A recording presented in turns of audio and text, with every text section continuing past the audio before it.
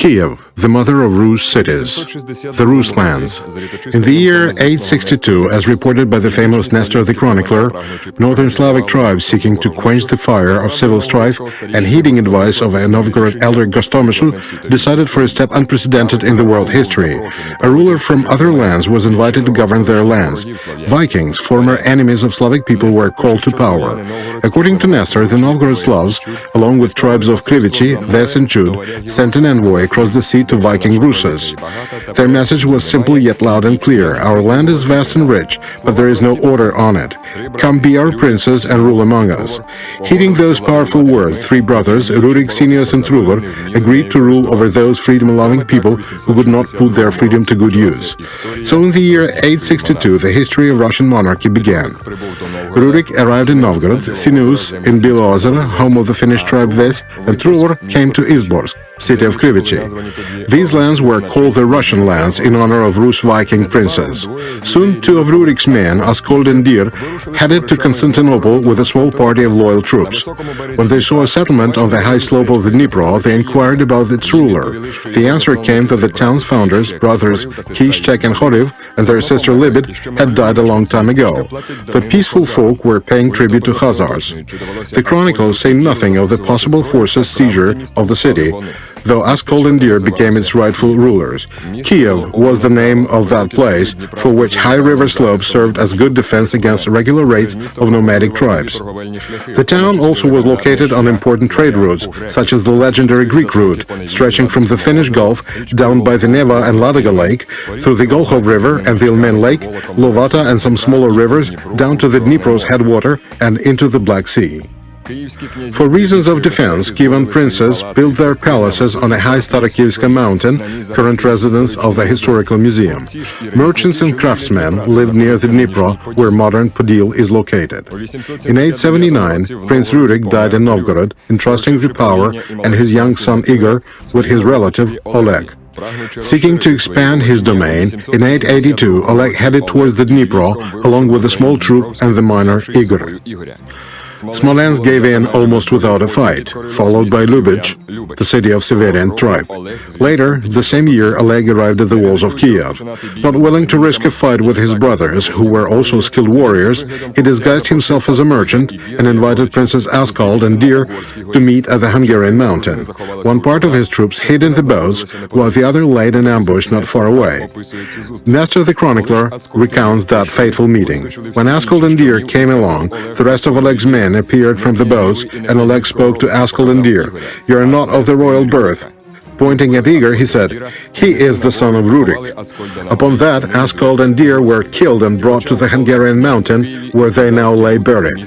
Oleg came to rule the city, and he said, "This will be the mother of all Russian cities." In the years that followed, Oleg led a number of campaigns, making the tribes of Drevlians, Severians, and Radimichi his tributaries. He also pressed the mighty Khazar Khaganate. Kyiv became the center of a newly formed state, a political and territorial heart of the future Kievan Rus. Smart politics and warfare ensured rapid development of Oleg's state. The first followers of Christian faith appear in Kiev. According to Byzantine chronicles, at that age, Rus was the 60th province subordinate to the head of Byzantine clergy. Inter TV channel dedicated to the celebration of the days of Kiev.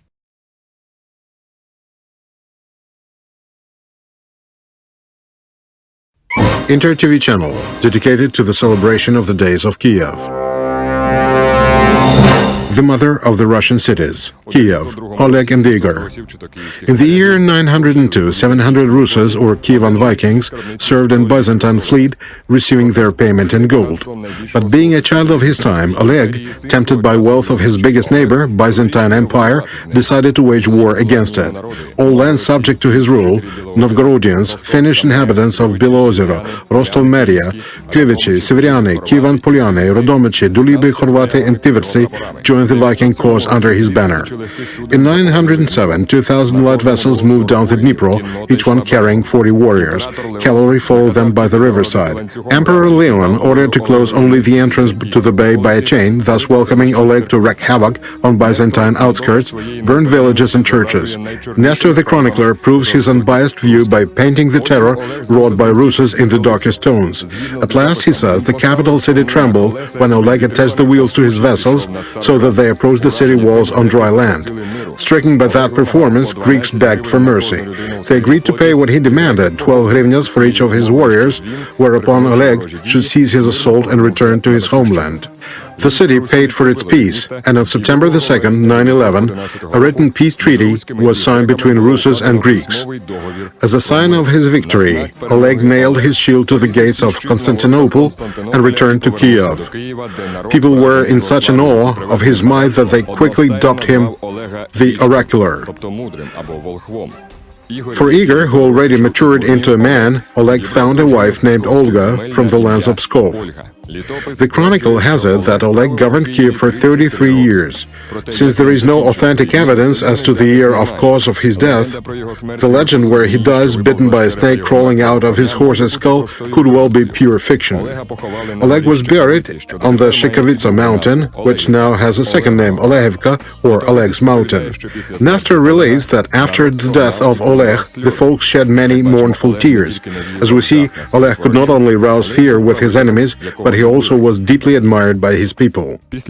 After Oleg, Kyiv's next prince was Igor, the son of the legendary Rurik. As his first royal deed, he pacified the Drevlians, who refused to pay tribute after Oleg's death.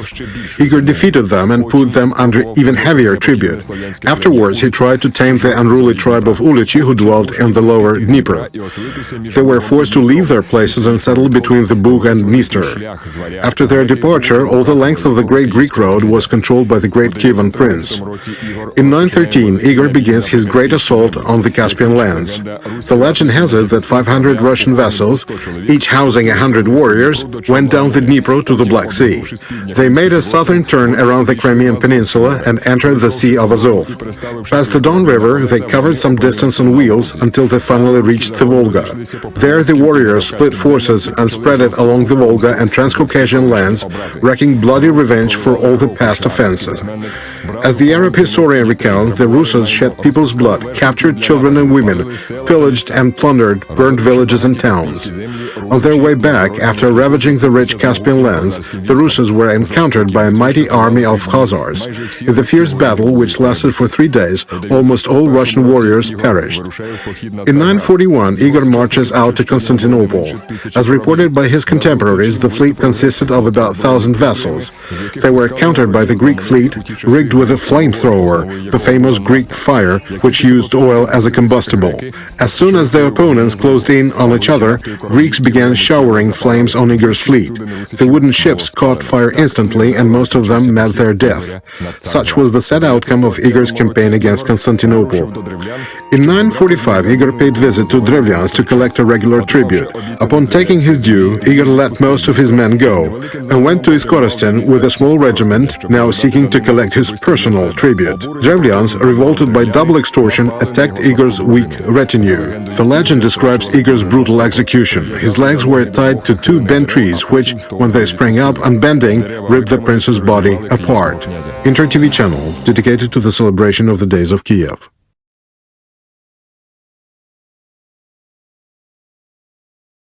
Inter TV channel dedicated to the celebration of the days of Kyiv.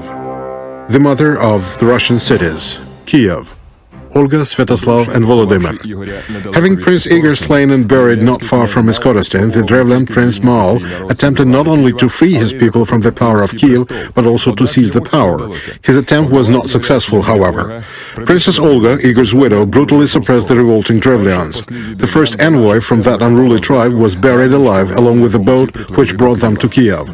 The second envoy was burned in a bathhouse. Inviting the Drevlian nobles for the 3rd time to mourn Igor's funeral anniversary, victory, Olga ordered to kill them too. Then she went to Iskoristin with her regiment and demanded an unusual tribute: 3 pigeons and 3 sparrows from each house. When she released the birds with burning rags soaked in sulfur tied to their legs, the Georgian capital city was set on fire. About 5,000 people were burnt alive in the raging fire. Later, Olga had to rearrange the collection of tribute. She introduced strict rules as to where, how, and how much of the tribute was to be collected. She was also the first of Kievan rulers to adopt Christianity.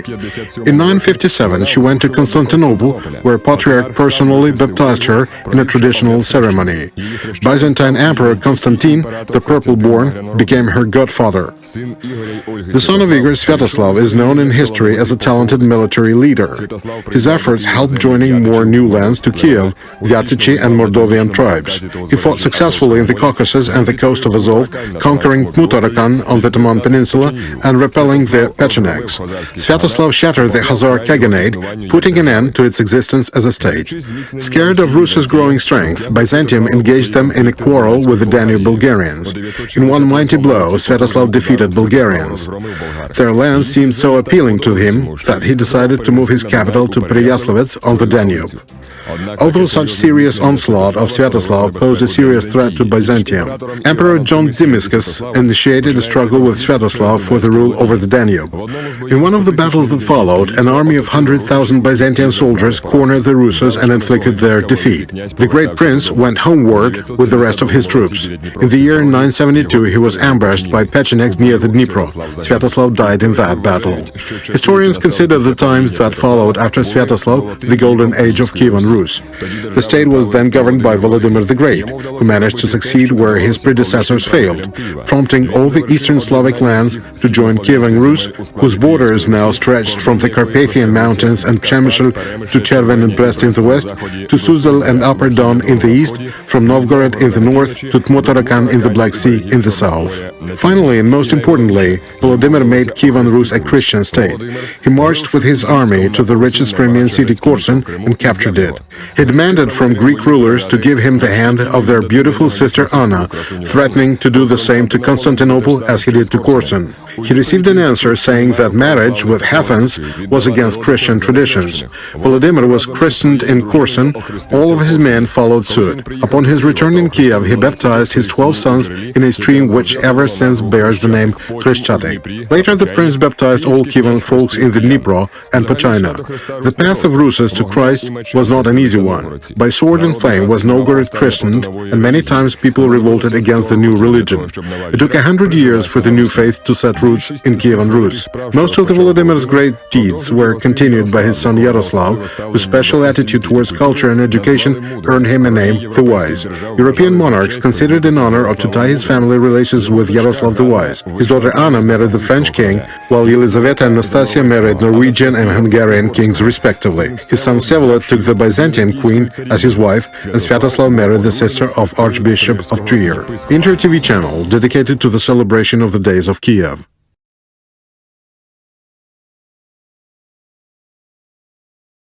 Inter TV channel dedicated to the celebration of the days of Kiev.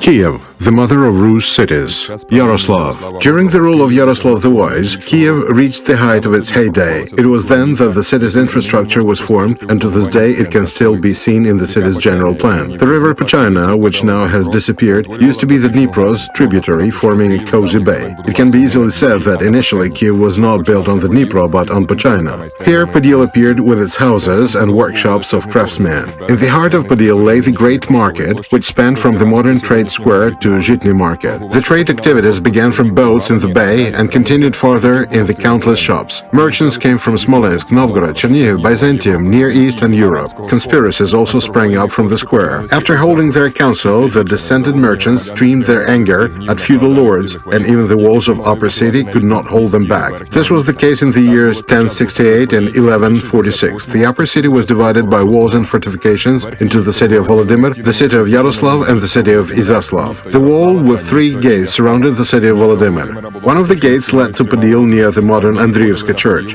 The second, Sofievsky gate, opened to a grass field, while the third gate, later Mikhailivsky gate, led to the modern Mikhailivsky temple. The center of the city of Volodymyr was Desetinna Church, the first stone temple in Kyiv on Rus. Volodymyr gave 1/10 of his treasury for its construction and upkeep. A team of 4 bronze horses was put in front of the temple. They were brought by the prince from Korsun. 3 palaces, boyar residences, and a trade square filled the nearby space. The city of Yaroslav was conceived by a joint effort of builders from all over Rus. Its fortifications and ramparts enclosed a territory 10 miles larger than that of the city of Volodymyr. An essential element of planning was the road which led from the Temple of Sophia to the main gate of the city, the Golden Gate, with a built-in temple. The southern part of the city ended in Lyatsky Gate, near the Khrushchaty Creek, the place of modern Mikhailivska Street and Mikhailivska Square. In the north, the city could be entered through the gate later known as Lviv Gates, now an intersection of Artem and Observatorna streets. From these gates, a street ran to the capital's main square. Velika Zhytomyrska Street used to run along the inner side of the rampart. The architectural center of the city was St. Sophia Cathedral, with a monumental Georgievsky temple near it. An intersection of modern Irininska and Volodymyrska streets housed a stone temple. Houses of boyars, Putyata, Borislav, and Hlib stood nearby. A great Yaroslav yard grew in the city of Volodymyr, leading from Desetinna Church to Trochsvetitelska Church. Its vast territory allowed to arrange tournaments for horse riders. Izyaslav, the son of Yaroslav, built up his part of the city near Volodymyrska mountain. He was the first to build patrimonial monasteries, among which were Dmitrievsky Temple and later Mikhailivsky Temple erected by Svyatopolk. A road led from Lyatsky Gates through Khrushchaty Yar across the bridge, now Hrushevsko Street. A ferry used to go across the Dnipro from Hungarian mountain. Here, near the grave of Oskol, the church of St. Michael was built. At the side of Hungarian mountain was the place of royal residence Berestova, where Volodymyr Svyatoslavich died in the year 1015. Only the Berestov Salvation Church remained from that time until now as part of Pechersk Lavra. The history of Lavra is tightly connected with Varangian caves. In 1051, in a cave earlier built by Ilarion, Antony, a monk from Lubitsch, founded a monastery of distant caves. Eventually, he built another cave for himself on a nearby hill. As he gathered more disciples, the underground monastery of near caves was born. So began a long history of Uspensky-Pechersky Monastery, which has had a great impact on the development of Russian and Ukrainian culture. In that monastery, which was center of education, books were hand-copied, works of ancient and Byzantine authors were kept, and local chronicles were written. All our knowledge of ancient Kievan Rus we owe to one of the monks of Pechersk Monastery, Nestor the Chronicler, whose written chronicles date back to the year 1113. 3 kilometers away from Lavra, on the banks of the Libid River, currently Druzhba Narodov Boulevard, within the prince's hunting grounds, stood Zverinetsky Monastery. Vidubitsky Monastery and Mikhailivsky Temple were also built there by Vsevolod Yaroslavovich in 1070. There, in the 12th century, the right bank of the river was fortified with strong support walls, which received much praise of the contemporaries. Beginning of the 13th century saw Kyiv as one of the greatest cities of Europe, with blooming trade and organized infrastructure. In those times, the city housed around 400 churches, 8 market squares, and more than 50,000 inhabitants. In this regard, some historians mention the number 100,000. Most European capitals reached the limit of 50,000 people only 200 or 300 years later. For comparison, in London, by that time lived only 20,000 people. Meanwhile, Kievan Rus was infected by a civil strife. The last attempt to unite all the lands within the state was made by Pereyaslav Prince Volodymyr Monomach, grandson of Yaroslav, in the year 1113. After his death, Kievan Rus began its final disintegration into smaller states. In the fall of 1240, the Golden Horde of Batey Khan arrived at the gates of Kiev. Inter TV channel dedicated to the celebration of the days of Kiev.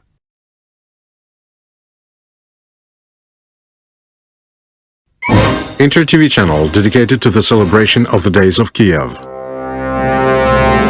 Kiev, the mother of Rus cities, the horde. The tradition to give lands to offsprings was established by Prince Svyatoslav. He could not realize the sad outcome it would lead to in just 100 years. Until the middle 12th century, Kievan Rus disintegrates into many smaller principalities. The situation could not go unnoticed by adversaries. In the beginning of the 13th century, alarming news started coming from the eastern borders. Tatar Mongol tribes appear at the state border. In the year 1223, 1240, the Battle of River Kalka resulted in a crushing defeat of Ruses. Kyiv alone lost about 10,000 warriors. In 1239, the spearhead Mongol regiments headed by Mengu Han appeared at the left bank of the Dnipro, near Kyiv.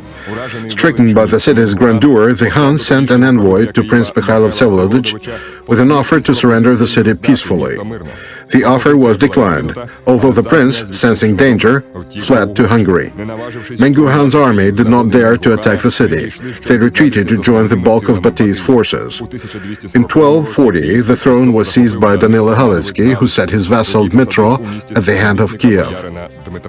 In the fall the same year, countless hordes headed by Batey Han crossed the Dnipro and seized the city of Kyiv.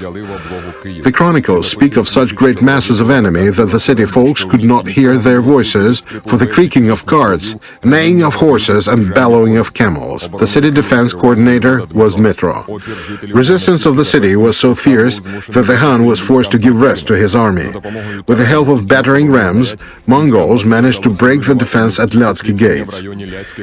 Near these gates lay impassable thicket of Khreshchatitska valley. Under the cover of dark forest, the enemy managed to gather significant forces there. They rammed the gates and hit the breastwork with catapults. The Tatars finally climbed up the rampart. The leader Dmitro was heavily wounded in the battle. Kyievats managed to throw back the enemy and fortify the city of Volodymyr in the course of one night. The next day the assault continued. Upon breaking into the city, the enemy could not seize it at once for multiple lines of defense. But on December the 6th, 1240, the Golden Horde conquered the city. Despite heroic resistance, the invaders broke through the St. Sophia gates and rushed into Volodymyr's city. According to Pskov Chronicles, the city held defense for 10 weeks and 4 days. The last stronghold of the remaining defenders of Kyiv was the Desetina church. Women, children and elderly took the last stand there. The church was overcrowded with people, some even tried to dig an underground passage to the mountain slope. At last, the temple fell under the blows of enemy rams. The last defenders, as well as those who hid, all were buried under rubble. Mongols, angered by such fierce resistance, burned almost the entire city and its inhabitants, including children and the old. The modern archaeologists found common graves full of defenders of the city. One of them, containing more than 2,000 skeletons, was found in Podil. The second grave, near the ramparts of Volodymyr city, contained a layer of bones half-meter thick and 14 meters wide. No more than 2,000 people remained after Baty's massacre. Kyiv almost ceased to exist.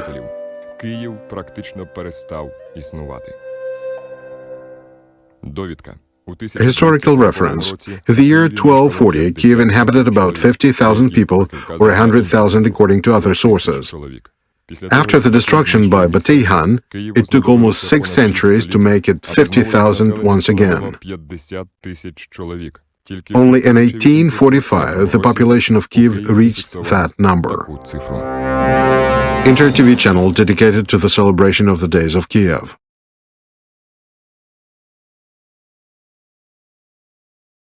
Inter-TV channel dedicated to the celebration of the Days of Kyiv. Kyiv, the mother of Rus cities. The Lithuanian period. The destruction of Kyiv by the Tatar-Mongol hordes held back the city's development for almost a century. 6 years after the city fell, Plana Karpini, the Pope's legate in Mongolia, reported about 200 homesteads within its walls. Beginning of 14th century, the Lithuanian Prince Gediminas had finally captured the Belarusian lands and began taking over the territories belonging to modern Ukraine. His son Olgerd, in the year 1362, captured Kyiv, and after he defeated the Golden Horde in 1363, near river Sinyuha, 60 kilometers away from modern Pervomaisk, he took the power over the most of the former Kievan Rus. більша частина Київської Русі. The city folks welcomed the Lithuanians as their liberators from the dreaded Tartars. Their coming was not regarded as a conquest, but as a penetration. The Lithuanians' motto was, "We don't change the old ways, we don't force the new ways." Kyiv and its suburbs became the vassalage of the great Lithuanian prince. Kyiv had an army not big enough to defend the old upper ramparts on their full length. Therefore, the city's citadel and stronghold was moved from the old Kievan plateau to the high, solitary standing mountain, which rose 80 meters above Podil. Most probably here the new fort was built at the time of Prince Volodymyr Olgerdovich, hence the name of the mountain itself, Zamkova. That time was also marked by a significant economic growth of the city, although the population suffered from frequent outbursts of plague. The epidemic of 1366 was particularly harsh. All the city's nobles left Kyiv for 2 years. In 1470, Lithuanian feudal lords abolished Kievan feudal principality and established Kievan military province. In 1482, Kyiv was attacked and utterly destroyed by the hordes of Crimean Mangli-Girey Han.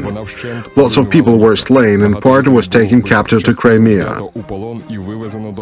Kyiv-Pechersk monastery was destroyed and pillaged while many monks were killed. All Kievan temples were also plundered. For 70 years, the banks of the Dnipro stood desolated until the middle of the 16th century. In order to revive the economy of desolated lands, in 1494 to 1497, Kyiv was granted the Magdeburg right by the great Lithuanian Prince Alexander Kazimierovich. The right allows the city to govern itself as well as to buy goods at lower prices from merchants passing through the city. Until now, a monument to Magdeburg right can be found in Kyiv. With time, Kyiv became one of the biggest centers of international trade. In the 16th century, the city hosted Armenian, Genoa, Crete trade colonies, as well as trade houses of Moscow, Polish, and Turkish merchants. During the 15th century, a new class of people was formed in Kyiv, the Cossacks. In the middle of that century, the governor prohibited Cossacks from living within the city walls. Cossacks built their dwellings on a free land not far from the city, which until now bears the name of Kurenivka. The census of the year 1571 registered 40,000 houses in Kyiv. The most actively populated district was Pechersk, mostly the lands bordering on the monastery. The amount of craftsmen grew to more than 100. Among them, the most advanced were the arrow makers. Their arrows, notable for their steel tips and eagle feathers, were exchanged by Crimean Tatars at a rate of 3 carts of salt for 10 arrows. In the first half of the 18th century, the upper city was rigorously renovated. By the middle of the 17th century, the city had 4 temples. Dominican monastery was also founded there, and by 1647, the Jesuits established their collegium. A great role in Kievan culture and education in the first half of the 17th century was played by the metropolitan highest priest Petro Mohyla. It was he who initiated restoration of Sofia and Uspensky cathedrals, along with other historical places. He also founded the first Kievan Academy, the Kyiv Mohyla Academy, based in Podil. Inter TV channel dedicated to the celebration of the Days of Kyiv. Inter TV channel dedicated to the celebration of the Days of Kyiv. Kyiv, the mother of Rus cities. Bogdan Khmelnytsky. The end of the 15th, beginning of the 16th century. For Ukrainians, it was the time of long and blood-shedding struggle against economic and political domination of Polish nobility. People's hatred towards occupants led to numerous peasants and Cossacks revolts led by Krzysztof Kosinski, Semen Naливайко, Taras Trasilo, Pavlo But, Dmitro Hunia, Grigory Loboda, and others. The rebels' motto was, "To die or to hang, you only live once." In 1648, Ukraine was stirred by Bogdan Khmelnytsky.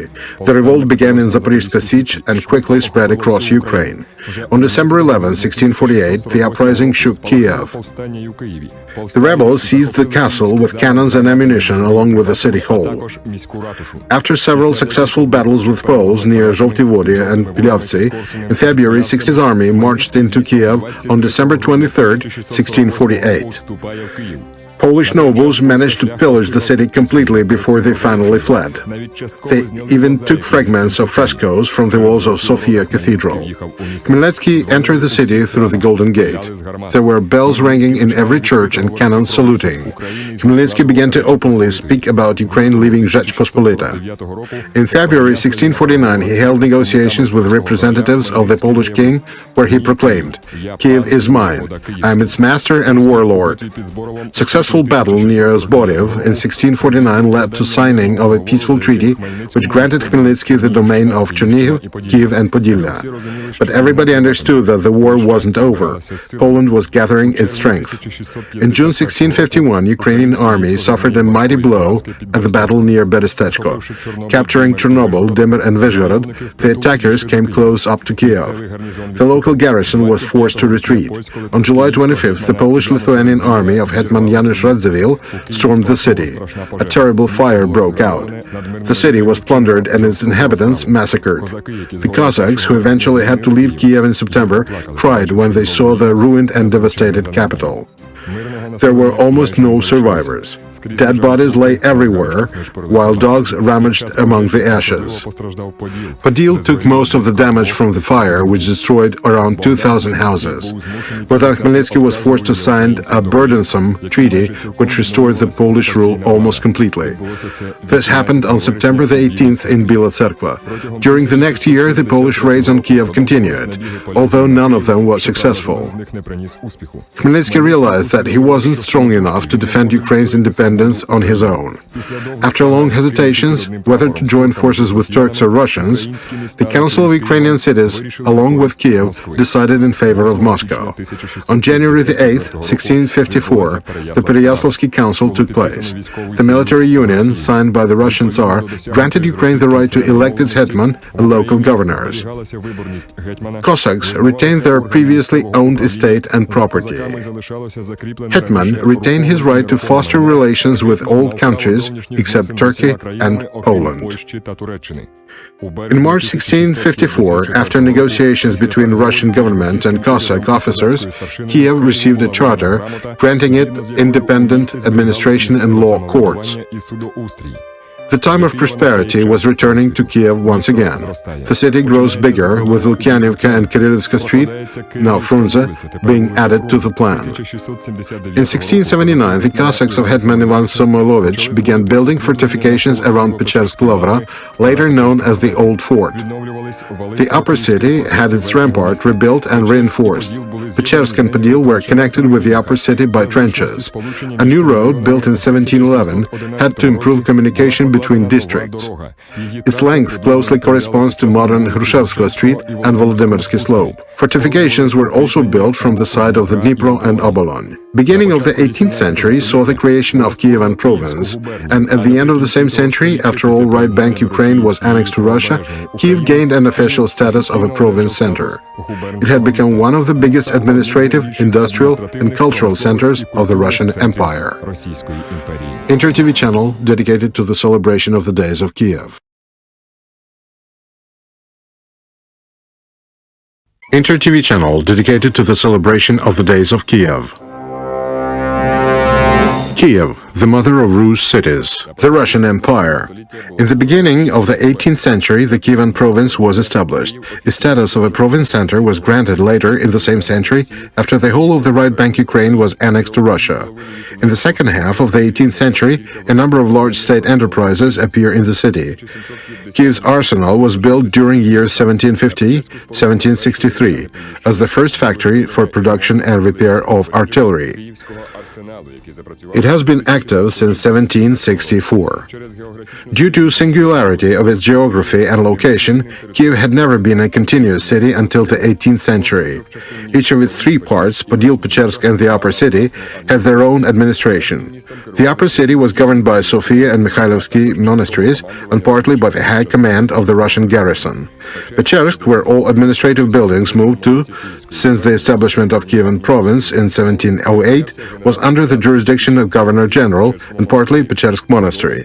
Podil was governed by the magistrate on terms of self-governing district. In 1797, the famous contract fair was moved from Dubna to Kyiv, where it gathered twice a year on Bread Trader Square in Podil. Each year, merchants and landowners came there to sign major transactions. At the end of the 18th, beginning of the 19th centuries, Kyiv was a city of 57 streets, 101 smaller streets, 11 squares, 8 bridges and 11 exits out of the city. During that period, Khreshchatyk becomes the main street. In 1811, a terrible fire spread over the most populated part of the city, Podil, where the two-thirds of the city's houses were located. The fire raged for 3 days. Thick clouds of smoke were seen as far as 130 kilometers away. Only 2 of Podil's streets remained undamaged, Voloska and Mezhihirska. Despite the disaster, Podil quickly rose from the ashes. In 1812, a new construction plan for Podil was approved. It refused the former radial street orientation in favor of square blocks of houses and intersecting streets. The general building plan for Kyiv, designed by the architect Vikenty Beretti, was meant to unite Pechersk, Podil and the upper city into a single entity. As part of the project, several major streets were laid: Volodymyrska, Bibikovsky Boulevard, now Shevchenko, along with their adjoining blocks. Velika Vasilkivska Street also grew rapidly.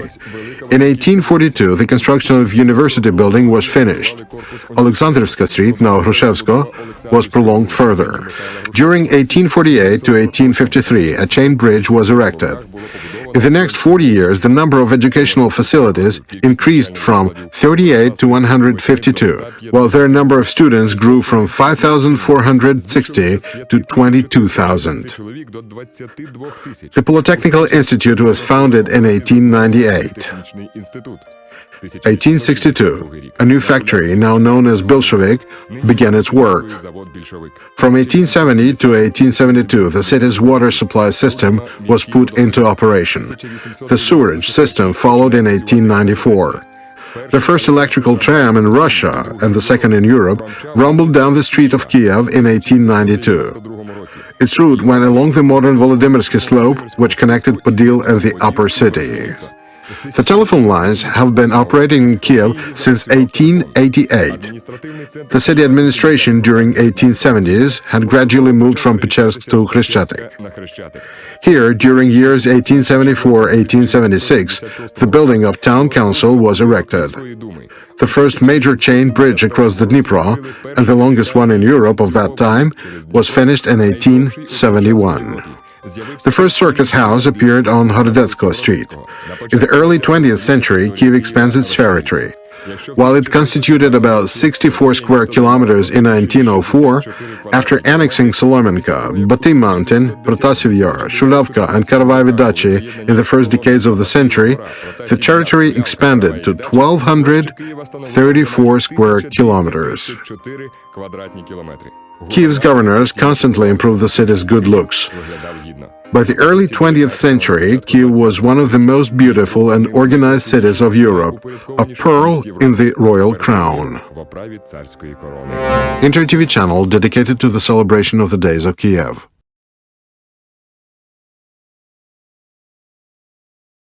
Inter TV channel dedicated to the celebration of the Days of Kyiv. Kyiv, the mother of Rus cities. The Civil War. The February Revolution of 1917 in Petrograd was already on the news in Kyiv by February 27th-28th. 3 centers of authority are formed in the city: the Province Commissariat of the Provisional Government, the Council of Workers and Peasants' Deputies, which united Russian Bolsheviks, Mensheviks and Social Republicans, and the Central Ukrainian Council, founded by Mikhailo Hrushevsky. On June 10th, or 23rd Old Style, 1917, the Central Council issues the first manifesto declaring Ukraine's autonomy. During the October events in 1917, Kyiv had become an arena of struggle between the armies of Bolsheviks, the Central Council and the Provisional Government. On November the 7th, or 20th Old Style, 1917, the Central Council issues the third manifesto proclaiming the Ukrainian People's Republic. Early in December, the army of Central Council surrounded the Bolshevik military units and disarmed them. The Ukrainian Bolshevik leaders moved to Kharkiv and declared the establishment of the Soviet power in Ukraine. The Civil War begins. January 1918 remains in Kyiv's memory forever. Early in the month, the Bolshevik armies, led by a fanatical leader Muravyov, begin general offensive on Kyiv. Rebellious workers from the arsenal plant captured several ammunition depots and the bridge across the Dnipro. Despite their furious resistance, the armies of the Central Council stormed the factory on January 21st. Many workers who stood to the last were killed in action, with 300 more executed later the same day. The 7,000 men of Muravyov were already approaching the city. The Central Council could only match them with 100 cadets, another 100 students, and a few dozen haidamaks. A small group of those youngsters attempting to cut the Bolsheviks at the Kruty station were heavily outnumbered. Almost all of the young defenders died there. Later, the bodies of 28 fallen soldiers were buried with military honors at the Askold grave in Kyiv. Their heroic effort did not allow Muravyov to easily capture the city. On January 27, the Central Council manages to sign a peace treaty with countries of the Big Four: Germany, Austria and Hungary, Bulgaria and Turkey. But despite this, the armies of Muravyov storm into the city. After 15,000 shellfire shots, after massive destruction and fire, the city is massacred.